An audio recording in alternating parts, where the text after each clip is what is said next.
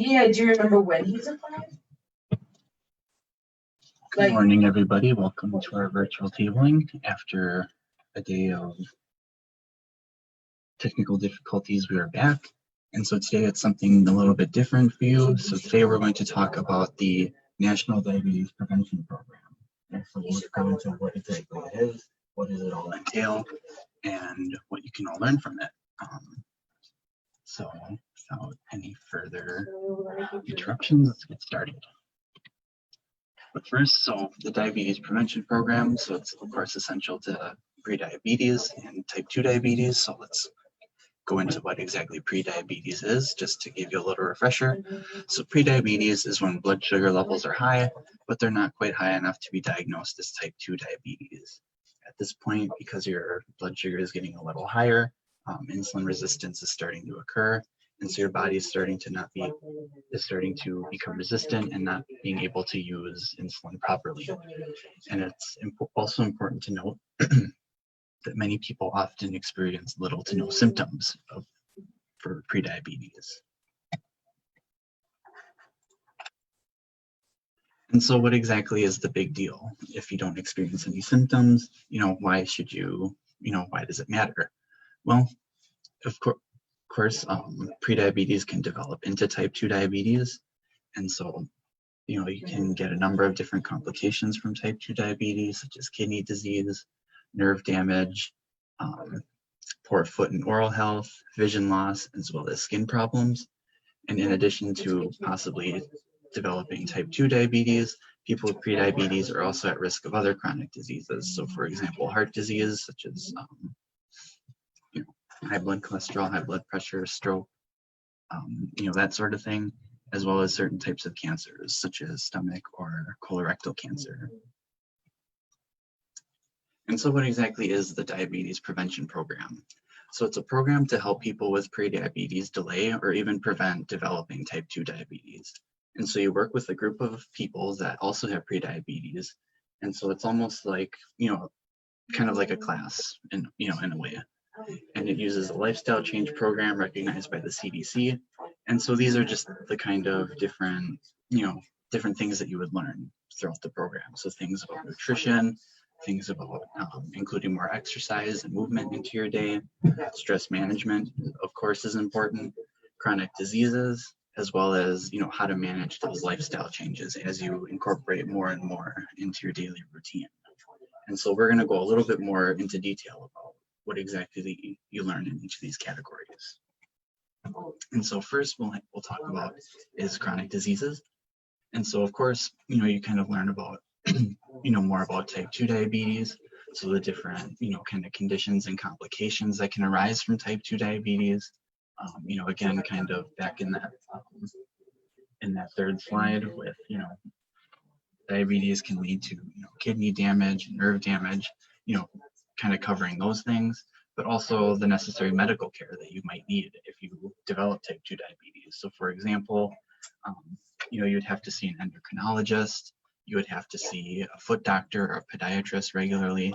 And so just becoming more, more familiar with and, what your care would actually need if you develop type 2 diabetes. And in addition, you also learn about heart health. So for example, high blood pressure, high blood cholesterol, those are all important as well with type 2 diabetes, because people with type 2 diabetes tend to have higher blood pressure and high blood cholesterol. And so learning ways to kind of combat that. And in addition, a lot of the ways that you can, improve your heart health will also help you with improving,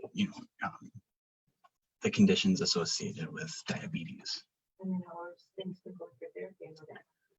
And so what you kind of learn with nutrition, a lot of it is, healthy eating habits, learning how to reduce calories, increasing your fiber, because fiber is very important for prediabetes as well as different, different other chronic diseases.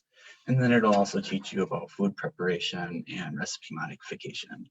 So you don't necessarily have to, go a complete 180 with your diet. You can learn how to incorporate healthier food, healthier ingredients into your recipes.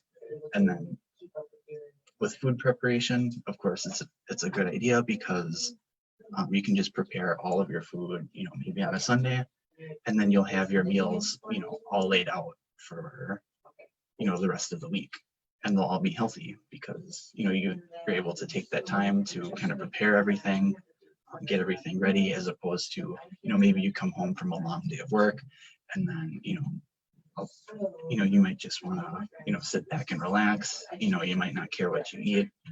And so you kind of go for the quickest thing that'll, that you can make. And so then the other part is exercise.